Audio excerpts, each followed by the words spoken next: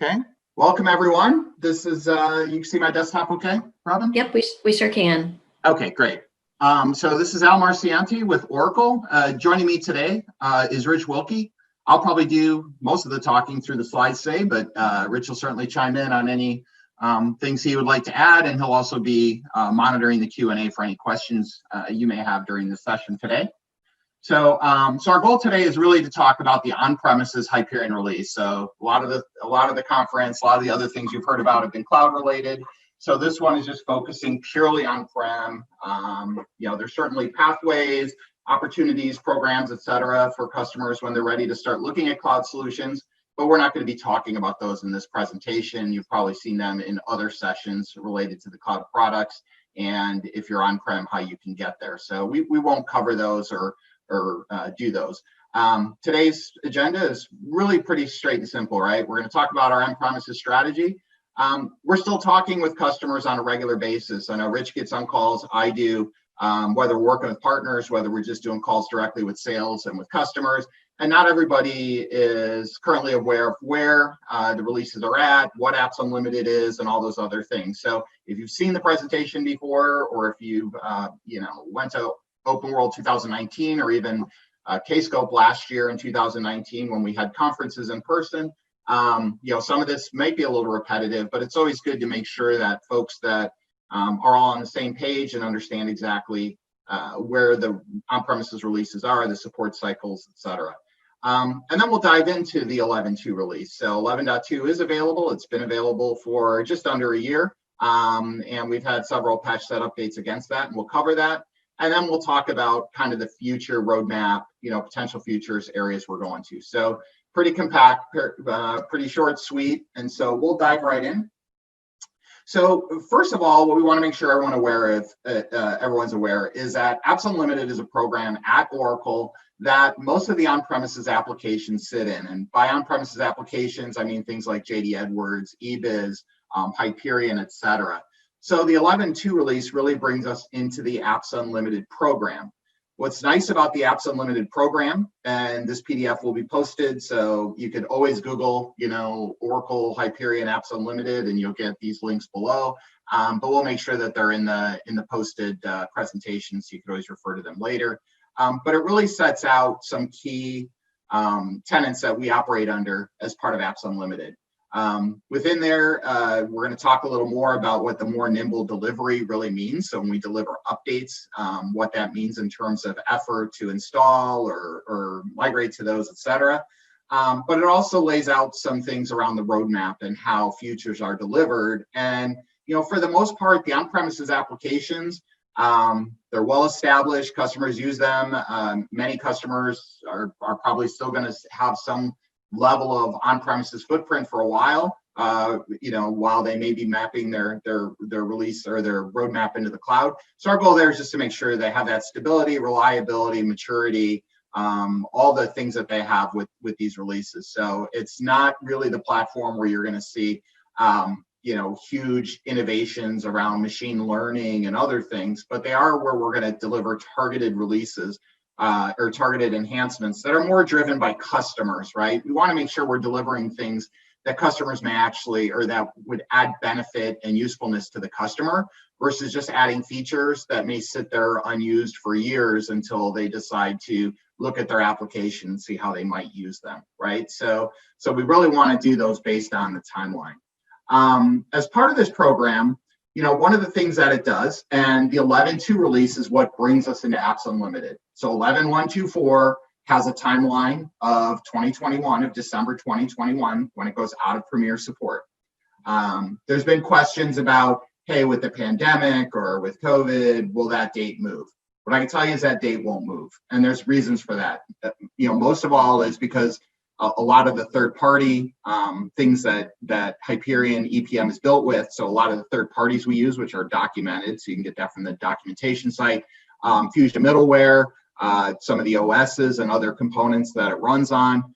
All of those, those are all expiring in 2021. So it's not a simple fact of Oracle or the Hyperion team just saying, hey, let's extend this another year. We have to make sure that everything that sits within that code line, everything that's a part of it, can also be supported in case we run into issues. So So 2021, December 2021, it runs out of Premier and moves into sustaining, which simply means, I mean, you can continue to run there. It's not recommended. Your auditor would probably say you're out of SOX compliance, but you can run there. We've certainly seen customers that ran enterprise for a very long time, even though it wasn't supported.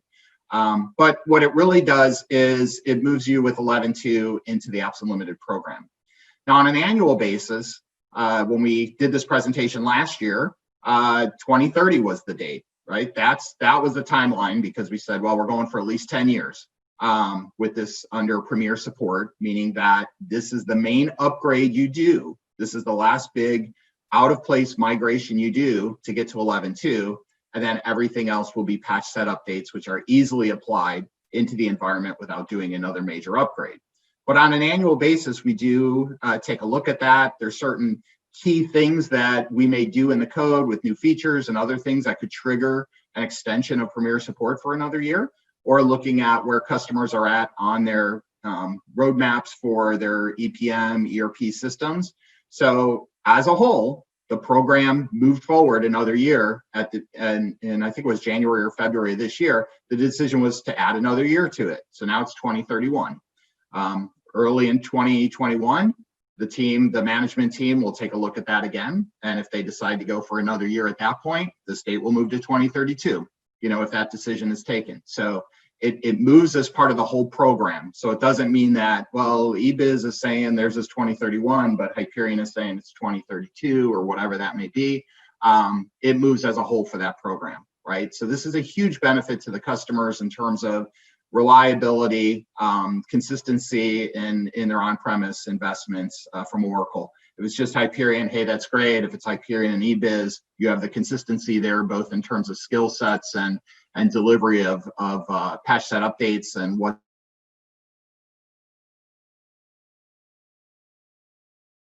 So really what this means is that, as we get in, we'll talk about the roadmap and what things are on there. But as we deliver new features, there's not really an additional upgrade that's going to be required. They'll be delivered as patch set updates. You apply those into your environment, just like you do bug fixes or other things. So it makes it very easy to acquire new features, implement them, or apply the code, and then determine when you want to expose those to your users.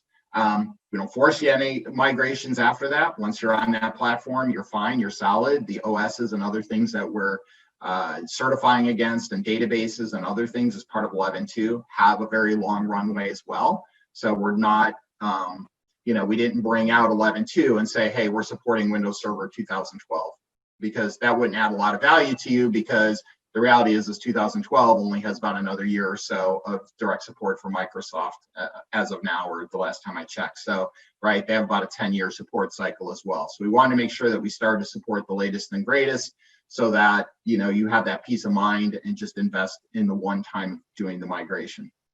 And then it really gives you ample time, right? You have the runway 2031 at least, so that's 11 years out to really decide, what your future path will be forward, how you want to roadmap that into the cloud, and do that kind of movement. So, once you go to 11.2, you're not under the clock anymore to make some key decisions there. Right, so it really helps you do it. And then as we deliver additional enhancements or additional features, you get the benefit of that, right? That just comes with your support contracts and things you get to do. Okay, so let's talk about some of the things, because there are some changes in 11.2. As part of taking this forward, we'll talk specifically about some of the modules and decisions that were made there. But one of the things that we decided to move away from was EPM Architect. So EPM Architect, some customers use it, some didn't. Its value was really, certainly if you had multiple EPM applications deployed, if you wanted a centralized place to maintain that metadata, apply the different attributes and properties associated with it, and then deploy it to those applications. So it kind of gave you that centralized, hierarchical and metadata place to do that maintenance. But what we decided to do there is, EPMA had been there. It was kind of a derivative or a DRM light, if you will. It was, it was kind of where it was at. And there were a lot of customers that wanted some additional features against it. They wanted to expand kind of the capabilities they could do against it to do those things. So we really decided to do, instead of continuing to build out EPMA and really just picking and choosing features out of DRM that made sense, we went with just replacing it with a restricted use license of DRM. Okay, so what this means for a customer is you can use this, but the restricted use license means you can only use it with your EPM footprint, meaning that, hey, I got this, I used to use EPMA, which only worked with the Hyperion footprint EPM applications. Now I have this restricted use DRM. I want to start doing my chart of accounts for my ERP system as well. No, you need the full use license of DRM to do those types of things. But this allows you to have much more functionality and capabilities against your on-premises EPM apps than you had with EPMA. Okay. If you don't want to go that route and you were using EPMA before, you could just convert to Classic and use the Classic editing capabilities that are available in each application. All right, so you can kind of make the decision there. If you weren't using EPMA and you were only using Classic, you have no impact from this. But if you were using EPMA, there is some migration capabilities available to you. This link that's here brings you right to the documentation that tells you how to do that migration, what things can come over from EPMA into DRM. Okay, what this adds value to, right? Some of these benefits you get if you were doing this. And again, if you have full use DRM, you know, again, you can continue to use it the way you were using it before, both with any other systems as well as EPM. You know, again, if you were using full use DRM, you have no impact of this either. But you do have the ability to do a lot of different things in here now that you can do with EPMA. You know, value inheritance, so inheriting things down a hierarchy. Values from the parent, doing versioning and doing some comparison of those versions, you know, derived properties, custom validations, comparisons of the hierarchies, you know, when you make these changes. So all these types of things are available to you now, which you didn't have before. So these are, you know, several of the bullets on this list are actually key things that customers had asked for within EPMA. So you get this as part of this restricted use license.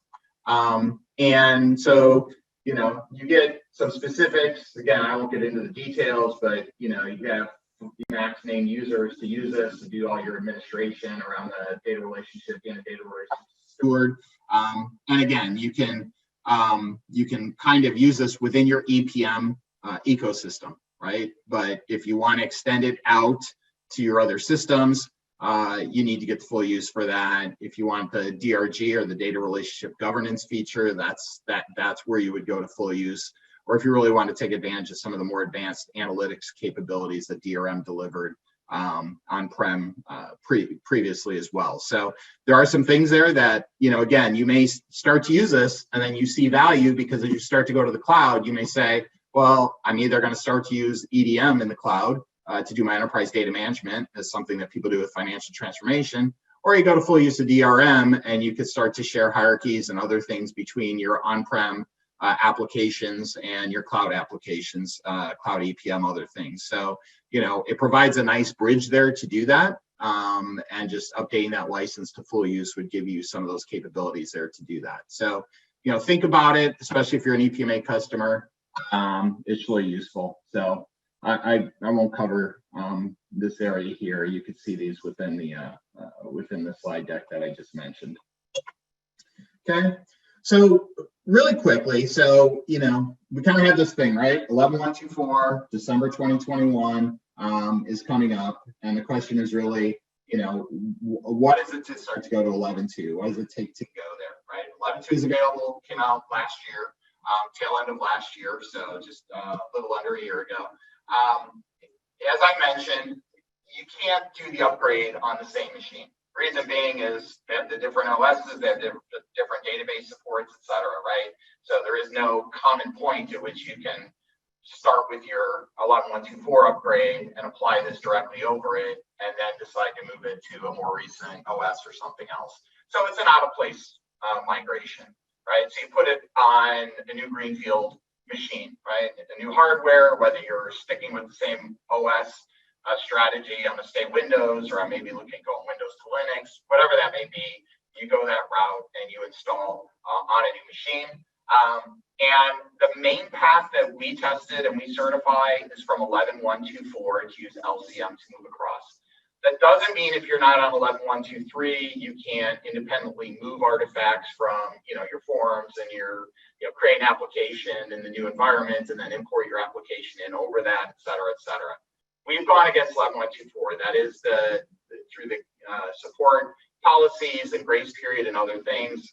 Most customers, all customers should be on 11.124, but most customers are already. That is the recommended path to go to 11.2.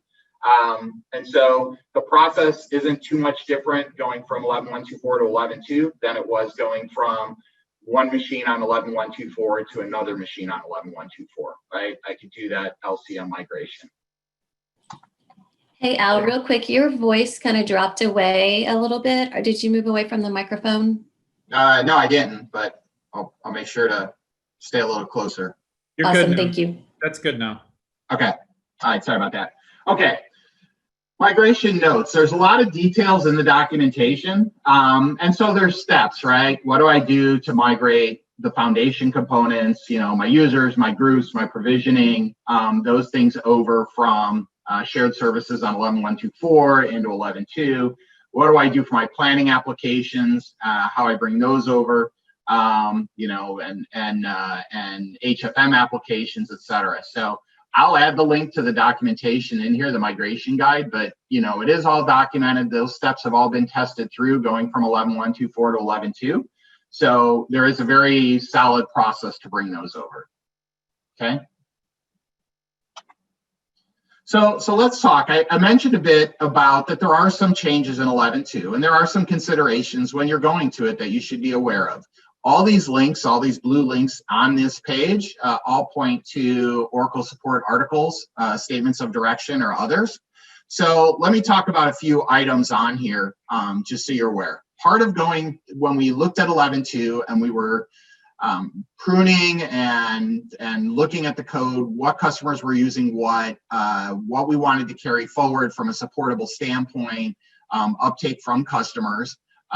We made some decisions here, and I'm just going to kind of round robin around here a bit, but starting on the left.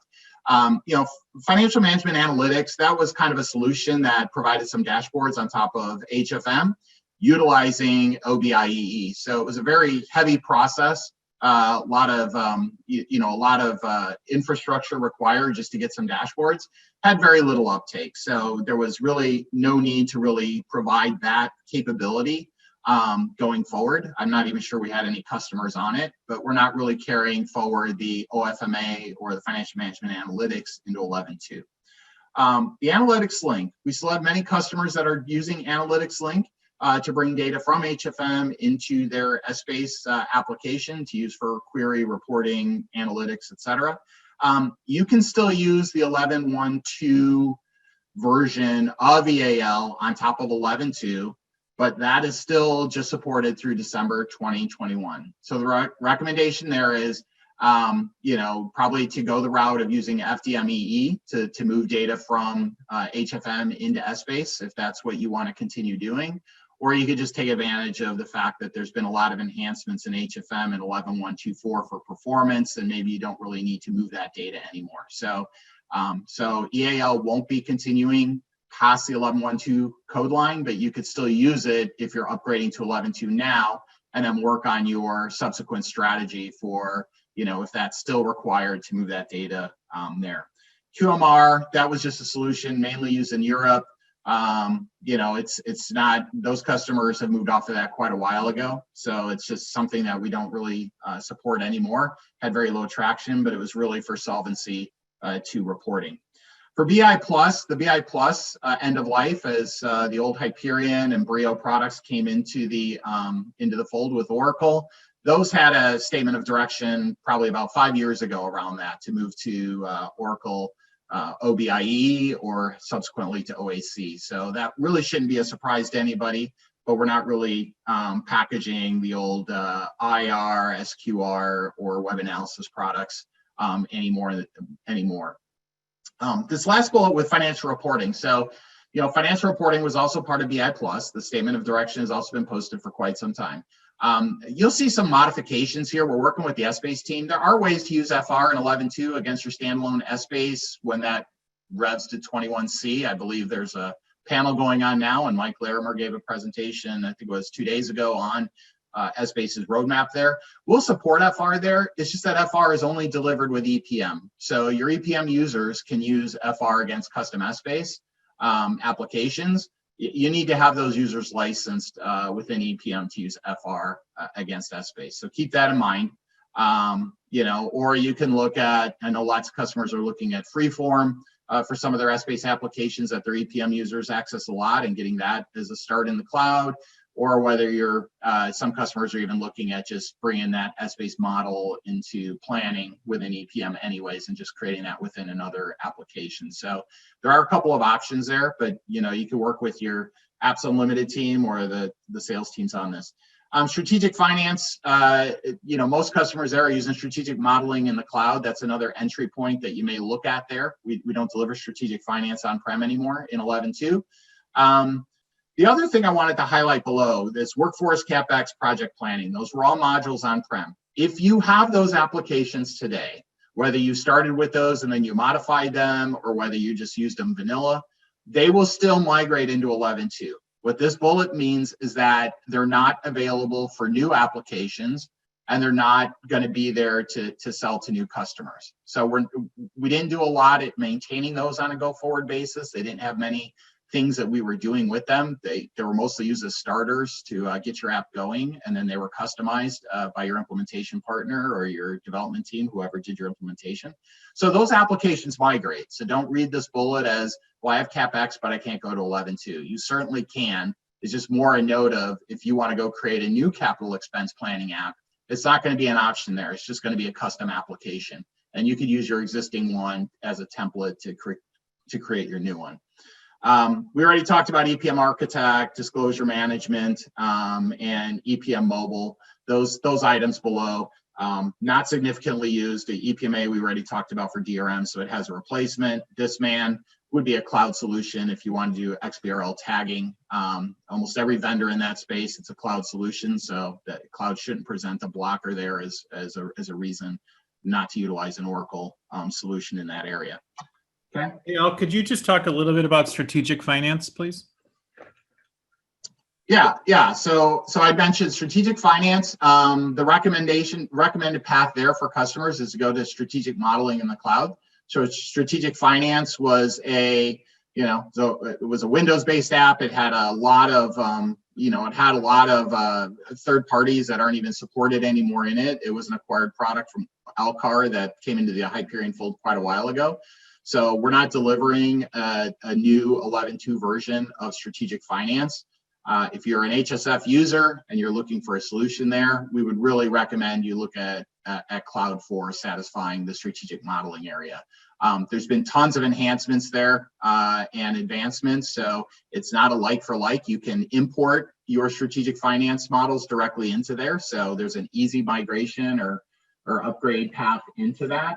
But then you get a whole host of new functionality that wasn't available there for the on-prem.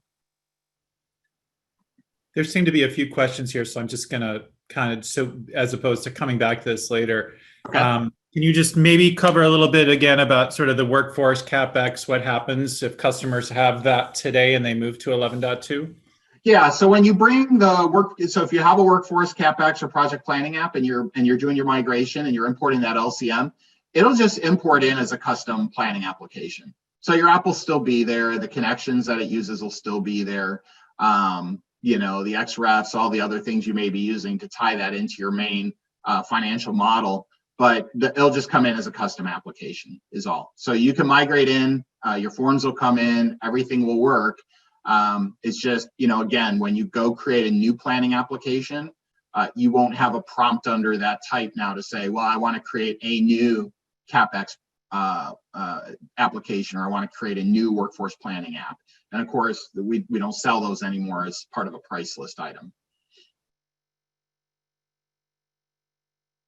Is there any other question you want to cover? No, there's just a couple of those. Thank you. Okay, no problem. Yeah, so this is an area that there was some confusion on. So I just want to make sure everyone's aware that there is a path there for that, and that you just do that as a custom app when you import it. Okay, so So we had clear priorities in 2020, right, and a focus on our roadmap. Through the 2020 release, as I mentioned, 11.2.0. So the very first release. You're drifting out a little bit. Sorry. Okay, I'm not sure what the issue is. Is that better? That's better. Yeah. Okay. So the 11.2.0 was at the tail end of the year of 2019. So that was just the first release, which was just on Windows. So Windows 2019 and SQL Server 2016, an Oracle database as well. So what our goal has been through 2020 is just expanding that support matrix, right? The tech stack that we run on, and expanding it. We started with 2019 server because it had been out for well over a year, but we knew that customers also were on 2016. Many of them said we haven't established 2019 as an enterprise standard yet, so we still need 2016. Adding in Edge and Chrome browsers, things like that in the .1 release that was in March. In June, we continue to do more updates for third-party certifications that we have internally. And then we also have things like OEL 7. I guess that asterisk should actually be moved down there for HFM, and I'll let Rich talk about that in a minute. But we added the Linux support in .2 as well as the Oracle 19c database. And then in what just came out last week, we just GA'd the 11.2.3 release, which added in TLS 1.2, which was something that many customers were waiting for. Accessibility, things we need to do for 508 compliance. And then really scheduled for very late this year or early next year, probably more likely early 2021, is to add SQL Server 2017 into the mix. We'll uptake TLS 1.3. Again, this is what tentatively we have. We have a Fusion middleware upgrade that we need to do to, that's middleware for us, or that's internal to us that we use within there. But more for public sector planning and budgeting, we're providing a migration path for those customers that may be running PSPB. And the homepage. So, when we got rid of BI Plus, like when you used to log into the workspace, you used to have your homepage there that had some of your favorites and other things that showed up there. Because that was provided through the BI Plus repository and other things, we didn't have the homepage available in 11.2. You still get to everything through menus, you still have all the other ways to navigate, but apparently homepage was something many customers liked and wanted to have. So we are implementing a homepage in the .4 release that'll be coming up. And then we just have our standard defect fixing that always occurs with every patch set update that we always do based on things that customers report. So, Rich, we have this note here related to, we haven't added the Linux support yet for HFM. So everything else that used to run on Linux on 11.124 runs on it on 11.2. DRM is still Windows, so DRM is not a Linux. We didn't convert that or port that to Linux because that didn't run there before, but HFM did. So maybe I'll let Rich talk about that real quick. Yeah, so, clearly we, now there's a million questions popping up. HFM was supported on Exalytics before. Exalytics from the Oracle standpoint is really no longer, under Premier support or active development. So we're shifting over to supporting basically the same Linux platform support that you see under .2, so OEL as well as Red Hat.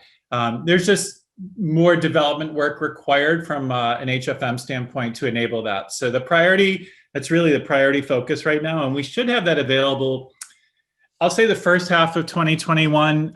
Obviously, the sooner the better, but it's just right now it's a development effort, but definitely something that we will have next year. Okay, great. Somebody asked about SQL Server 2019. I would assume we'd see that sometime in one of the patch set updates next year. It's not on the current list through the .4, but it will come up there. Again, we'll be uptaking those on just a normal cadence as we move forward. When we were more aggressive at taking the SQL or Windows 2019, we find most corporate customers weren't ready to go there. So I would definitely, if you haven't logged an SR or something saying that you need that support and your timing for that, that would be good to do. Because again, it's customer driven as well. So I would go ahead and add that. Let me see if there's another couple. So the home page, I'm not, the workspace had a home page. I don't know if that's the same as the shared workspace pages. I think it was just the home page that you logged in on, and you had that landing page that came up in workspace. I could check into that. I'm not as familiar on that one, but we can look into that. Essbase Studio drill through. So we have drill through, right? The Essbase we deliver with EPM. Right, so we have an updated version of Essbase in 11.2. We're still running 11.124, but it's updated to support the platform matrix that we have, right? But that packaged version of Essbase that we have in the EPM delivery now, that's not your full use Essbase version to go out and install and use for full use Essbase apps, right? It's only used within EPM. So we have our drill through capabilities and other things that we do directly in there for purposes of the applications that we provide and what you define those drill throughs for FDMEE, et cetera. Now, I believe Studio is packaged with it, or EAS is packaged with it. I don't know whether Studio is, because technically Studio means you're building other apps generally. I believe EAS is there to monitor and manage it, but I just want to make sure people are clear that currently the Essbase that we deliver, it's 11.124 anyways. I understand that people want their 11.124 full use Essbase to get updated platform support. The Essbase team, has some decisions to make there, but they also are going to be releasing 21C for on-prem, which is where they expect their customers to go. So, so that one, is kind of where the Essbase pieces are at currently. Let me see, Crystal Ball. Yeah, I mean, predictive planning has those capabilities in it in the cloud. On-prem, I'm not sure that they've delivered the predictive planning capabilities yet on-prem. I'd have to check into that one, but that's really been auto predict, batch predict. Those are new features that were in the cloud, and those aren't on the short-term target list of potential features when we talk on the roadmap to move on-prem. Is ODI now? So ODI, so this comes up a lot. So we didn't certify, there are no updated ODI knowledge modules for 11.2. You can still use it. You can write your own to use ODI with EPM 11.2. It's just we're not providing those anymore. So if you want to use that, you can use that, but that's kind of what you would do with ODI. Is Essbase 11.124 to Essbase 21C is seamless? That's really an Essbase question. So obviously when we uptake 21C in our EPM, so we'll uptake that at some point within our builds and put it out there. That'll be, we have to provide that as a migration within EPM, right? Because as part of Apps Unlimited, we have to provide a seamless migration. As far as what the Essbase team is doing to support that for your full use Essbase, that's really a question for them. I know they have new tool sets. A lot of the tool sets you're currently using, like EAS and Studio and things, go away. So you would really have to check with them on that. This isn't, I don't have the Essbase specifics because we're only dealing with EPM here. Okay,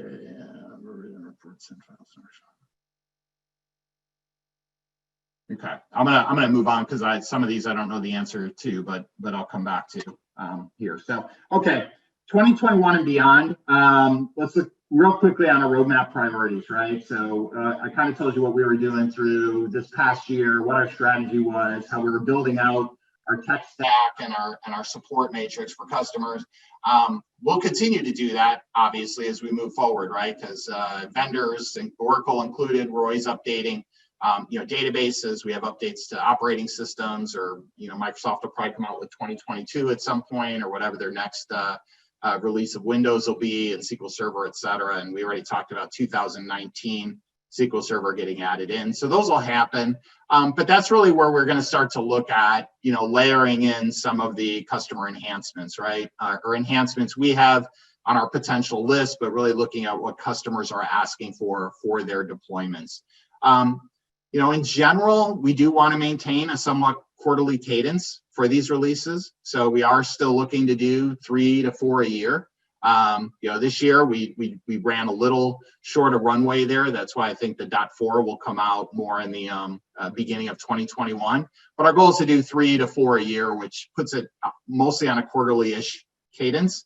but continue to do that as patch set updates, right? So PSUs or patch set updates consistent with the App Unlimited guidelines, so you could apply those easily into your environment without a lot of effort to do major upgrades and those types of things. Okay, so let's just really look at a high level list. What we want to make sure of, right, is as most customers know, when we went to the cloud back in February of 2014 and we started with Planning and Budgeting Cloud, it was largely planning, right? It was planning with a lot of enhancements and ease of use and other things wrapped around it that you have to do in the cloud, because you don't get the full access to file systems, databases, et cetera, direct access to Essbase and all those other things that you can do on-prem. So we did a lot of things there, but the expectation shouldn't be that all the work we've done since, that somehow all that work is going to be ported back into the on-prem world, right? So we won't be adding all those features, all those capabilities back. But we will look at selectively moving things over that, again, based on customer driven. So some of the items here is around the Smart Push. So customers do have, the request. They like Smart Push in the cloud. It allows them to keep, ASO databases or query databases up to date, so that you can use Smart Push there to push that data over when updates are occurring in your plan. Rich has some ideas here on the financial management side that's really around enhancing the insights and archiving capabilities that are available in HFM. And then also looking at, we've talked about automatic consolidations in the past. This is really about utilizing, the machine and the idle time and other things to look at impacted areas when data is loaded or other information is happening, and the impact status, then allowing those consolidations to occur in the background and just let those happen. Again, controlled by the administrator. They don't just automatically happen on your own. DRM has some features they want to add in, because they will have full use DRM customers that are on premises for a while. So they're continuing to do some enhancements there. But more importantly, is that last bullet, right? Is this is really customer driven. Doesn't mean that your wish list, if you have certain things you want to do, it doesn't mean that it'll automatically make the roadmap. But we are looking for your inputs and insights here on things that you feel would make a tremendous impact for your customer base, to have within your application. At a higher level, we say these are under consideration because these are areas we're currently looking at, but things can change, again, based on customer feedback. Profit and cost management also has some additional items that they have on there. Under consideration roadmap around doing some expanded custom calcs, really around some of the more complex things. Tax provisioning has some items. And then financial reports, we are looking at a couple of enhancements there. So probably the second bullet is probably the more important one, bursting out a batch to output to MS Office. So that's been on the list, but that is something that we are actually seriously looking to do. We have prototypes there working. So just FYI, we will do some enhancements to FR as well, there. And then going forward, just seeing what other potential things we can use. So some of the items that we have in the cloud, like sandboxing, using Excel to write some of the formulas that we could then use within the application, just to make it easier. Rich would like to, and the HFM team, really looking at, even though OFMA wasn't overly adopted by customers, but really looking at where there's opportunities to provide more data query analysis or visualization of information through dashboard is some of the areas they're looking at there. And then DRM, has additional items under their side as well. Okay. All right. So I see that we've got a lot of questions, and we did finish early on the deck. So let me see if we've got some. There's some of the sort of the standard Essbase questions. So there's a licensing one about, and then there's also a timeline to support 21C, that kind of thing. I don't know. You're good at answering those. Yeah, maybe you want to take the automatic consolidations one first. That's the last one. Did that just pop up? Yeah. So if people are wondering, we're going through the Q&A. That's what we're doing. So there's a comment. I see under consideration that automatic consolidations is listed. Is TAS not included in the 11.2 upgrade? No, TAS is included. Automatic consolidations is something we've actually demoed a few times. It's basically having a background process that when it sees impacted data, it will automatically consolidate. And so it's really designed to sort of facilitate leveraging system hardware to be optimal. So, if you post a journal entry, we'll say, hey, it's impacted, and we'll consolidate the data.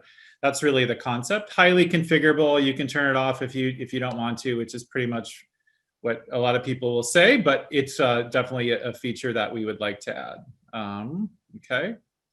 There's also someone who said, what is the effort to apply the PSUs? PSUs are patches, right? So the whole concept of this Applications Unlimited is that you're not doing these massive big bang, 6-month upgrade processes, but you're applying patches that might contain 1 or 2 features, right? So if you look at 11.2, we've already had 3 PSUs, 11.1, 11.2, 11.3 just came out. 11.2.1, 11.2.2, 11.2.3. So much simpler, much cleaner, much easier for you to live with. Yeah. Okay, and then what do we have? So what is the timeline to support 21C within the whole suite? So our timeline would be to start to certify it as soon as they GA it and it's available. We would start to work it into a testing cycle and get it in.